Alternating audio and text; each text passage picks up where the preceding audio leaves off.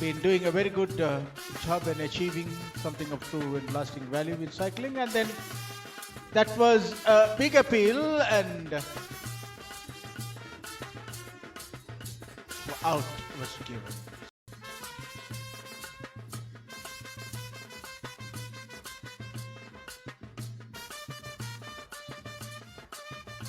A big appeal and තවත් පන්දුවක් full dose පන්දුවක් ලෙසින් පන්දුව ඇදී ආවේ. ඉතාමත්ම හොඳින් පන්දුව උඩ පන්දුවක් ලෙසින් රැක ගන්නවා. ඒ අනුව ලක්ෂාන්ටත් ක්‍රීඩා පිටින් ඉවත් වීමට සිදු වෙනවා. සිහි පන්දුව පත්තුනේ කඩුල්ල තුලටම එවර ඔහු පිටරුවාලුවා උඩ පන්දුවක් ලෙසින් ඇදී ගියේ. ඒ සාර්ථකව රැක ගැනීමත් සමගම 5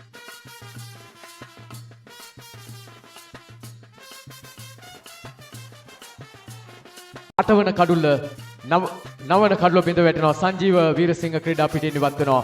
මෙතෙක් වෙලා ඉතාමත්ම හොඳ සමබරතාවයක් ගොඩ නැගුවා ඔහු ජෙරාඩ් ඩැන්. ඉතින් අප දකිනවා ගාමිණී විද්‍යාලයේ දැල්පන්දු කණ්ඩායමේ ක්‍රීඩිකාවන් මේ ස්ථානයෙන් ගමන් කරනවා. උඩ පන්දුව රැක ගන්නවා මේ අවස්ථාවේදී. ඒ අනුව සාන්ත ශේවියර් කණ්ඩායම පරාජයට පත් කරමින් ඉතා තියුණු ජයග්‍රහණයක් අත්පත් කර ගන්නවා. ගාමිණී විද්‍යාල කණ්ඩායම සාන්ත ශේවියර් සහ ලකුණු 23ක තියුණු ජයග්‍රහණයක් අත්පත් කර ගන්නවා. ගාමිණී ජාතික පාසල් කණ්ඩායම ආදී ගාමිණී වරුන් සාන්ත ශේවියර් කණ්ඩායමට එරෙහිව ඉතා ප්‍රබල තියුණු තරගයක අවසානයේ දැන් සටහන් වෙනවා.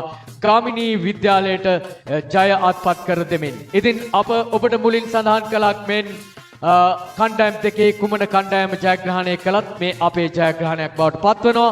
මේ කුසලානේ ජයග්‍රහණයකින් බවට පත් වූ ගාමිණී ආදී ගාමිණීන්ට අපගේ උණුසුම් සිතා ගෞරවාන්විතව සටහන් කළ ශාන්ත ශේවියර් වරුන්ටත් අපේ සුබ ප්‍රාර්ථනා පිරිනමමින් අද දිනේ අපූර්ව දිනයක් බවට පත් කළ කණ්ඩායම් දෙකටම සුභාශිංසන